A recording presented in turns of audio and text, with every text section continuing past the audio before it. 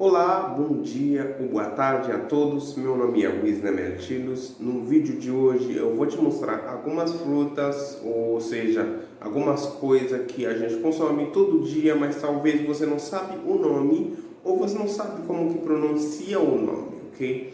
E vamos ver nessa aula, mas eu peço por gentileza, depois que você assistir esse vídeo, se você achar legal, se inscreva no canal, deixa uma curtida, deixa um comentário. Se você não gostou também não tem problema.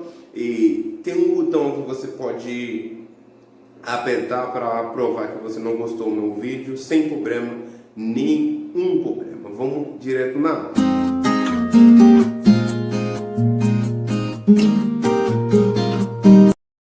Banana, banana. Abacate, abacate. Manga, manga. Laranja, laranja. Maracujá, maracujá. Goiaba, goiaba. Melão, melão. Melancia. Nous connaissons Haïti, nous avons deux melons. Nous avons un melon, nous avons le melon blanc, nous avons qu'on a dit.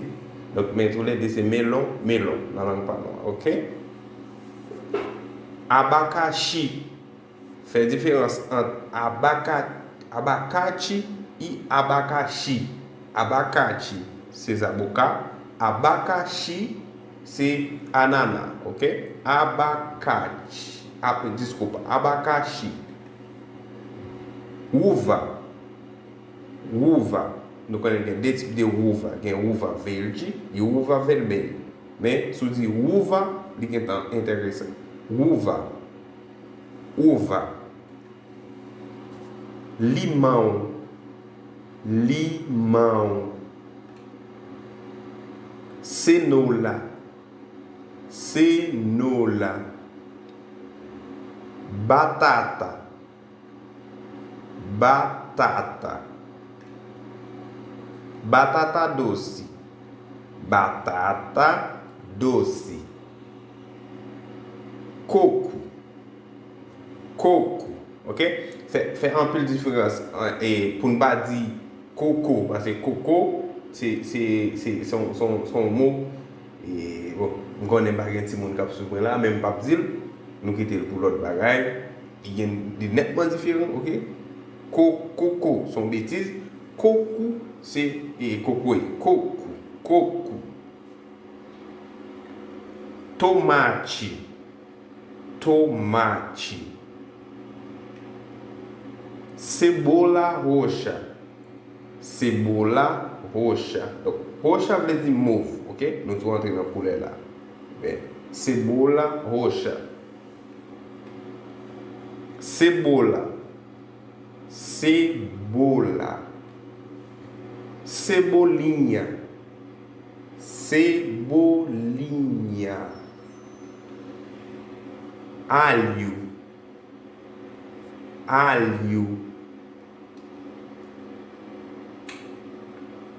Alho poró, alho poró. Salsinha, ok?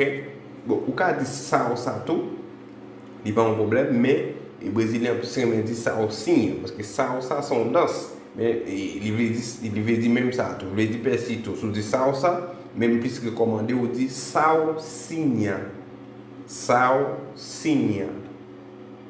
Chouchou, ok? Chouchou. Repolho, repolho.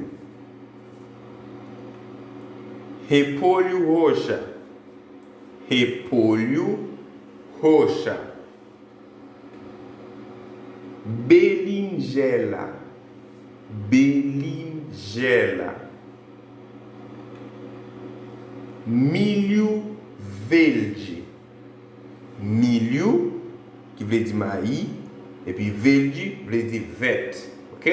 Donc c'est milieu velji. C'est maïs vert. OK? Donc dans la vidéo ça nous tout pour connaître comment et il dit maïs moulé. Quand pile monde qui pas connaître comment il dit maïs moulé en portugais.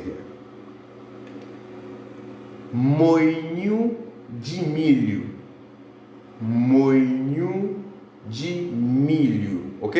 Donc, on va faire son moinho de milho. Bon, je pense que c'est un plaisir pour te présenter cette vidéo en vous. Malgré nous faire une intro en portugais, mais nous avons fait, comment on dit ça, nous avons fini en créole, pas de problème, parce que nous avons pris cette vidéo. Donc, si vous aimez, pas oublier, j'aime dire dans intro, pas oublier qui ton petit commentaire, qui fait un petit like.